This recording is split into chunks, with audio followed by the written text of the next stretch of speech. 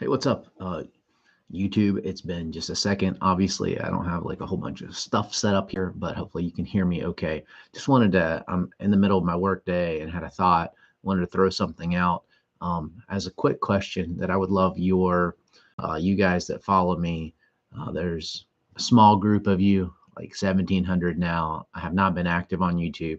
I am working on some outdoor related projects that I think you're going to appreciate. Um, I don't know when those are going to come, so I'm not going to front and tell you when I'll have time to edit them and get them in. But stuff that's backpacking related, rock climbing related, kayaking, mountain biking, that kind of stuff. Stuff that I think that you'll enjoy. Maybe some. Um, we'll see. We'll see what else is there, but maybe some other like shelter stuff and that kind of thing. There's a lot of that there. There's also a lot of gun tube stuff out there. Um, so I, I'm just gonna put stuff that I'm interested in. There's probably gonna be some motorcycle stuff in there as well. Anyway, I will talk to you about that as the days approach. But the nature of this video is really simple.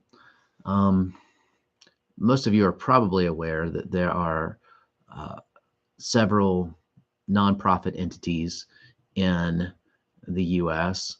I can't really talk about other countries and what that looks like in them, but there's several nonprofit entities that consider themselves churches. And I'm going to on purpose not give my own opinions or any leanings in this. I just want to kind of pose the question and hear from you in the comments. So, nonprofit entities that consider themselves churches that have either attempted or received religious exemption.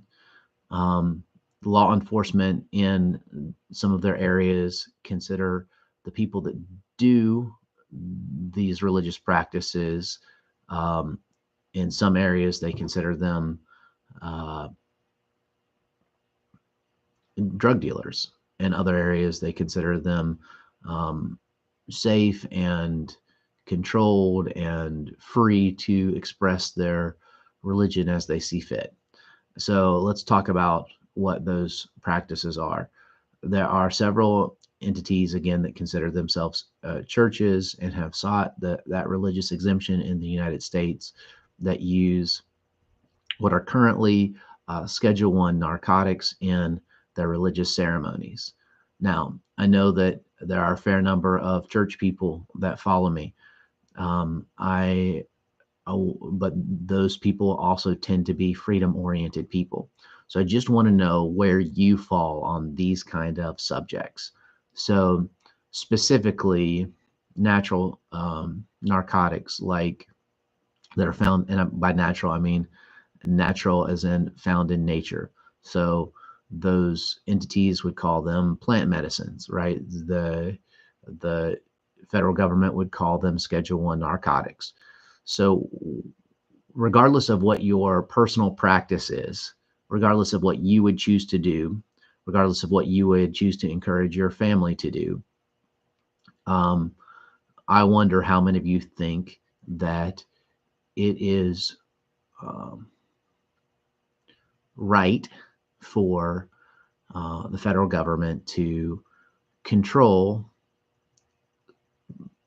for example, a Native American um, tribe that chooses to have a religious practice that uses marijuana, or a Native American tribe that chooses to use psilocybin, um, or a church that chooses to use one of these substances or another substance like it.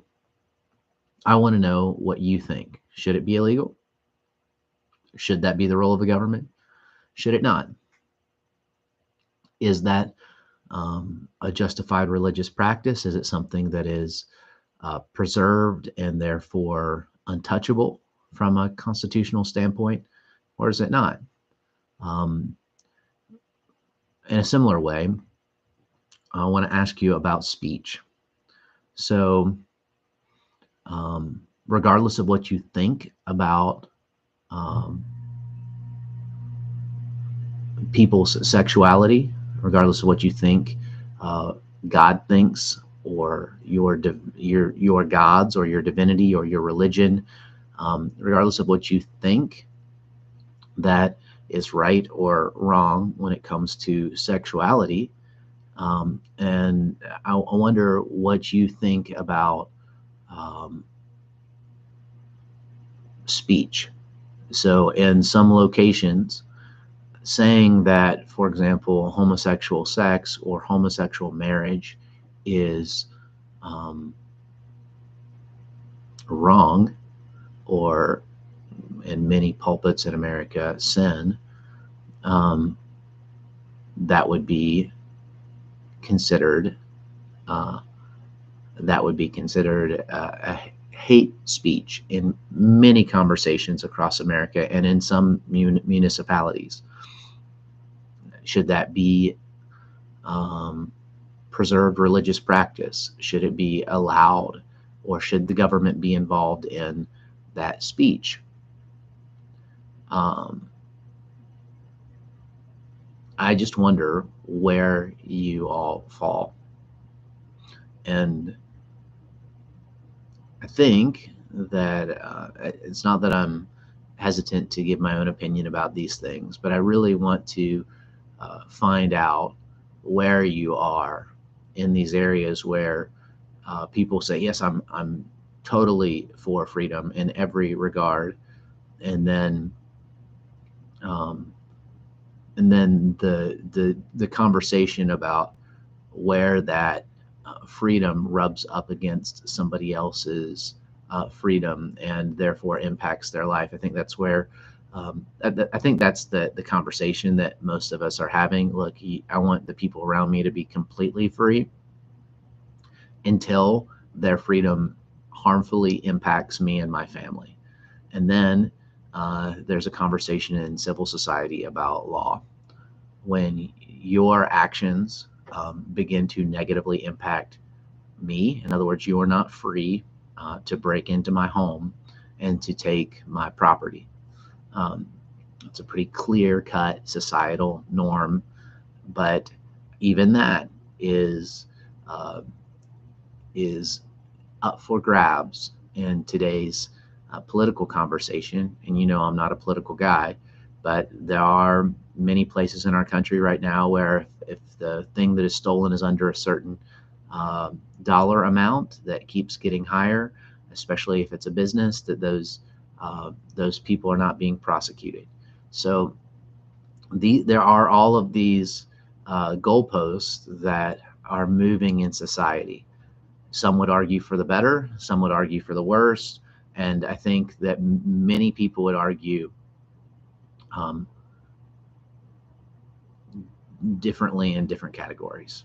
So I'm just asking those simple questions. First, um, if a religious institution or a group of people claiming to be worshiping whatever God, whatever religion um, in America choose to use in their religious practice some natural substance that is ancient but is currently in our federal government considered to be a Schedule One narcotic, do you think that should be illegal, or that should be their freedom, their right, their religious practice? Number two, um, do you think that people should be able to say whatever they want to say in the name of religion? As long as they're not doing something physically, do you think that speech in and of itself is an action? Obviously, there is some level that we have already in the books of law when it comes to inciting action through speech. So that's part of that conversation. I would love to know what you think in the comments. And then uh, number three, what are those goalposts that you see moving? What are those things that you see moving in society that you think are positive, and what are those that you think are negative when it comes to this idea of freedom, specifically freedom of speech, and specifically freedom of action in the name of religious practice. Thank you for your time. Love to hear what you have to say. I realize that this is not my normal video. It's not about to become my normal video, but there are some thoughts that I wanted to know what you think. Have a great day.